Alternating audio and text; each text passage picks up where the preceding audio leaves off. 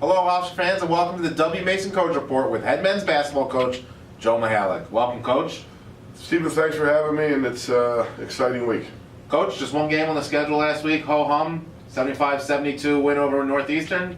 Your thoughts on the victory? It was quite a win. I think it's been well chronicled that Justin had such an incredible game-winning shot, and with that shot broke the arena record for most points in a game, and all those kinds of things. But the biggest thing for us, on a serious note, was that we beat a really good team. We beat the team that was picked number one in the league going into the league play, coming into the season, and they have terrific players. They got a great point guard, and we were down 9 with 4 minutes to go. So we had every reason to lose that game, and it didn't happen. We found a way to win. So really proud of the great win, and then the excitement was just a bonus. Yeah, you talk about it for years to come. People talk about the ending, the three-pointer, the 42 points. It was really 70-61 with 4:23 to left. Right. That really is the key to that game. They didn't hit another field goal the rest of the game, Northeastern, and you guys just clamped down on defense. You had 2 huge free throws from Jaquil Taylor, a huge tip-out rebound from Jaquil Taylor. Talk about the other guys who made difference in that game. Obviously, Justin made the major difference, but Well, without a doubt, and another key defensive play was they have an offense where they put us in a position where we could trap them, and Elijah and DeJour, I think, were the two that realized it was time to trap. Might have been Justin, but might have been Tariq too.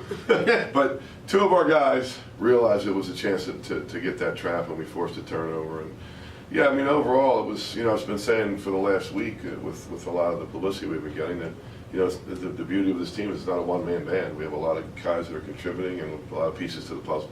we've referenced that 9-point deficit late in the game. Obviously, a coach and players don't ever lose faith, but what do you say to your team going into that timeout where you're down 9 and things look like they've kind of fallen apart? You had a halftime lead, Northeastern had stormed back and taken almost a double-digit lead. What's the thought process in that timeout? Well, in that timeout, I mean, it's really one of those, we're not going to stop them once and score once and tie the score. There's got to be some attrition setting in, and the battle cry was stop and a score. Let's get a stop, let's get a score, then let's get another stop and another score and chip away at it. And with the shot clock, there's plenty of time. I mean, 4:23 means what? There's 8 more possessions. So, we made the game longer, we stretched it out, and as you said earlier, we played some good defense in the stretch. Yeah, you mentioned one of the TV interviews over the last couple of days how that the team is aware of what's going on, the 10-game win streak, the 13 straight wins at home, that you guys aren't hiding from it and you are discussing it. Is it something now that it's getting bigger that it's helping to make the team believe more? Well, it's obvious what's going on. We all know it. I mean, and you might as well enjoy it instead of letting it be the elephant in the room. As I said to the guys, I said, hey, listen, this is, if you like what's going on here, remember that you're 1 loss away from all the excitement being over. So, let's enjoy it. Let's enjoy it. And my goodness, we got a tough one coming up on Thursday. We were going to play a team that rarely loses at home, and they could really score the ball. So, it's something to enjoy and to have fun with, and also keep in perspective. And obviously, we'll touch on Justin here for a little bit. 5th CAA Player of the Week, Award of the Year. I mean, the superlatives that we talk about every week are just, there's no more we can come up with. Right. He's in rarefied air now amongst the greatest in program history. What did you see from him specifically on Saturday that you knew it was one of those special days? Right. We're running out of words for him. We just are. We're running out of words. What I love so much about Justin this year is his maturity and his composure, and he welcomes the fact that he's circled on the scouting report. He's seeing every possible defense you can see, like people not letting him use a ball screen and trapping ball screens and boxing ones, and you name it. We've been talking about that since July. Well, whatever defense people can throw out there, we've at least talked about. I don't know if we're great at it, but and he handles it, and he almost thrives on it. He knows that they're trying to stop him. He knows he's going to get the best defender, he welcomes that, and it's what you got to do if you're going to be a great player, and he's a great player. And we'll get on to this week. You referenced it a couple moments ago. First out-of-state road trip since beginning of December for your program. You go down to William & Mary and Elon this week.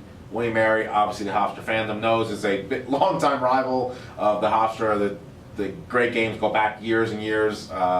Your thoughts heading to that game against, as you said, a team that just doesn't lose at home? Yeah, they don't. No, I mean, if you anybody that wins at William and Mary, it's an upset. I mean, I don't care. I don't care about records. I don't care who it is. If you win a game down there, it's an upset, and that's certainly the way we're approaching it. I mean, extremely well coached, really good players. The young guys are playing well. They've always shot it well and still do. They got one of the best big guys in the country, let alone the league. I mean, it's you look for weaknesses, and we're still looking. And they're 3-1 in the league, so they're in second place. It's about first place early in the CA schedule, isn't it? If they win the game, they're in first place. We told the team that yesterday, so of course they're going to be that way. And that's the way they should be. Another team tied for first, Delaware, a team you guys beat in your first conference game, obviously in a rout, but they've really rebounded to match William Mary in the standings as well. Yeah, I mean, hey, listen, and as you know, it's early. We've only played 3 games, and some teams have played 4 because we had the bye week. But it's early, and it's still fun, and every game's fun, and it's fun to watch the scoreboard. And everybody's just, we get 10 teams just buckling up and knowing it's a long season, and knowing that every game's going to be a war.